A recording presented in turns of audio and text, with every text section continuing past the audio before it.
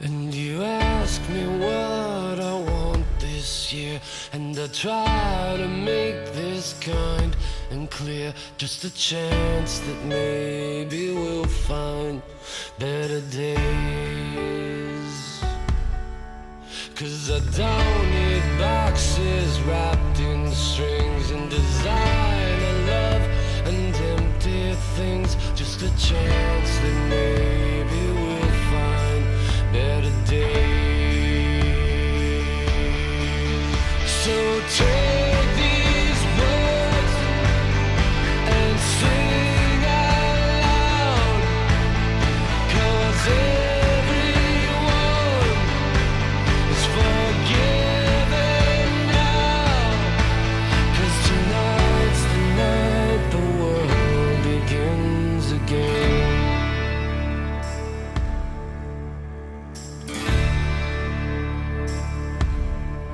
I need someplace simple where we could live, and something only you can give, and that's faith and trust and peace while we're alive.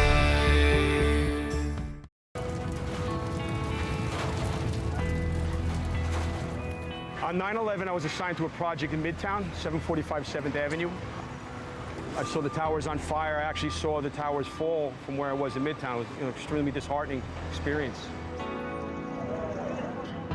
We were all down here within hours after it happened. We all saw a lot of things that, we weren't meant to see. Different people didn't know whose family was lost yet. Neighbors, friends, family. The cleanup was tough. That night, less than 12 hours after the attacks, the mayor of New York addressed his city. We're going to rebuild. We're not only going to rebuild, we're going to come out of this stronger than we were before. And the one poor child who saved this world. The director of the museum is Alice Greenwald.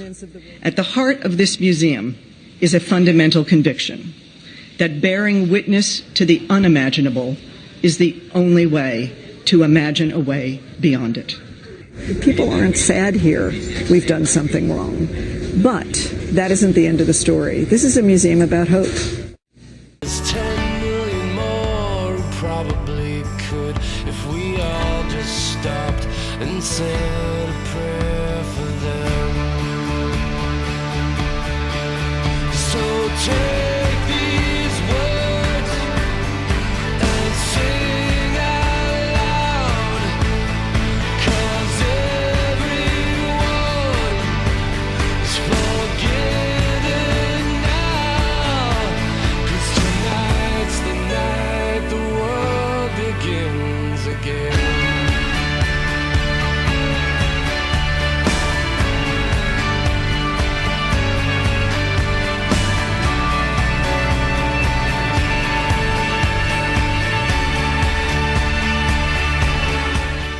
Years after the attacks, the September 11th Memorial Museum is set to open to the public a week from today.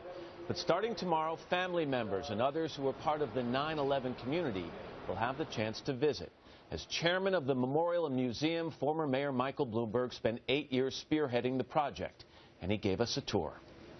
Every available ambulance, everything you got, Tracer, now. We're having a little problem on the plane. I'm totally fine. I got people coming out from all sides of the building, Kay. In the subterranean footprint where the Twin Towers once stood, there's now a memorial museum dedicated to honoring a world touched by the tragic events of 9/11. The story is told through an unprecedented collection of over 20,000 stills, 500 hours of footage, and thousands of artifacts and interviews. Engine 41. I'm walking along what was the foundation of the South Tower of the World Trade Center. This is where those massive tridents were anchored into the ground. You've got to stand where I'm standing to get a sense for the scale of this space, the size of these buildings, and the scope of the tragedy. 3,000 people died on this very spot. On this site. How do you attract people to come to this place and learn the lessons when it's an event they'd rather forget? Well, I don't know that it'll ever get out of their conscience, at least not of our generation. And our job is to make sure it doesn't get out of the consciousness of future generations. We want to go live right now and show you a picture of the World Trade Center. This is the moment that we were given the news in the studio that the first plane had hit the South Tower. Where were you at that moment? It was primary day. I voted on 82nd Street. Then I was sitting at my desk. There was nothing to do because it was election day. I stopped campaigning. And somebody said, oh, there's on the television, a small plane hit one of the Twin Towers. And I said, that's not a small plane. Was it the instant that the second plane hit the North Tower that you knew life in this country would never be the same? Well, you certainly knew that we were being attacked. And I don't know that was your first emotion. My first emotion is, my God, how many people are going to die? A lot of this exhibit is dedicated to the first responders. Engine Company 21's on East 40th Street. Here's one of their engines that responded after the first plane hit the South Tower. When I saw this, all I thought about was what happened to the or the engine. You and I, our natural inclination is to run away from danger. These were guys who would have kept going up the stairs, even if direct orders were turn around and get out, because that's what they do. I can hear you. The rest of the world hears you. This was the bullhorn that the President of the United States used to rally people. Standing on the rubble. Standing on the rubble. I think people walked away in the next few days with a sense of confidence. And he deserves credit for that. This is fascinating to me. This is this manual, a flight attendant's manual, procedures for an emergency, aggression.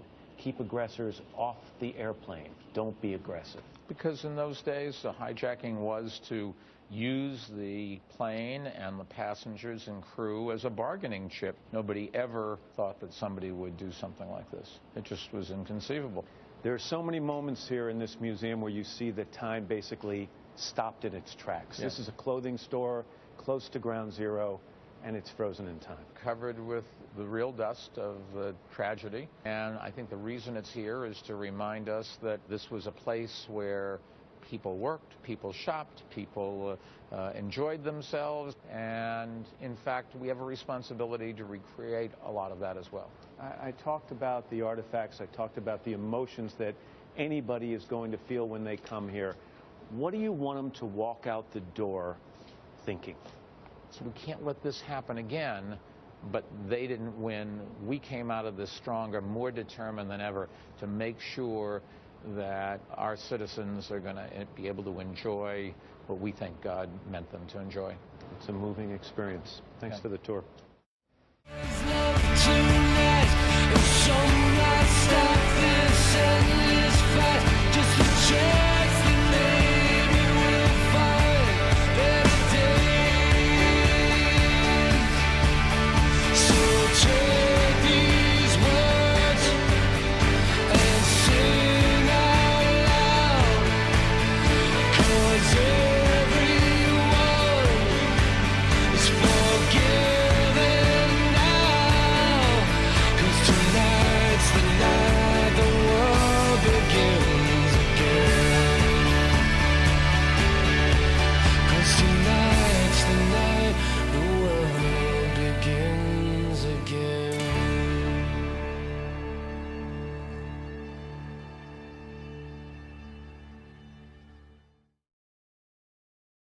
Nothing in New York has ever stood this tall.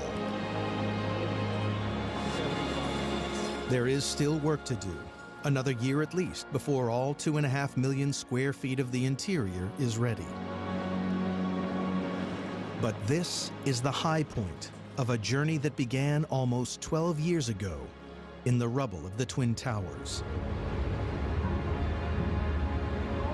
They've come from ground zero to 1,776 feet. We had to do something that really had a defining moment in history.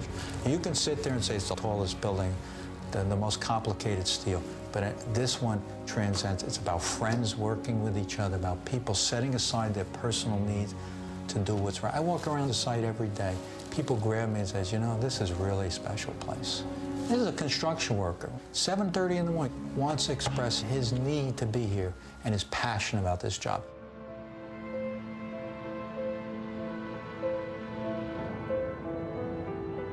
The Council for Tall Buildings has officially confirmed One World Trade Center's status as the tallest in the Western Hemisphere. Those who built it believe that it is the safest and strongest on Earth. In a city that constantly reinvents itself, where the typical life of a building is little more than 50 years, this tower is unique. Because of the way it was built, and because of what it means, One World Trade Center is here to stay.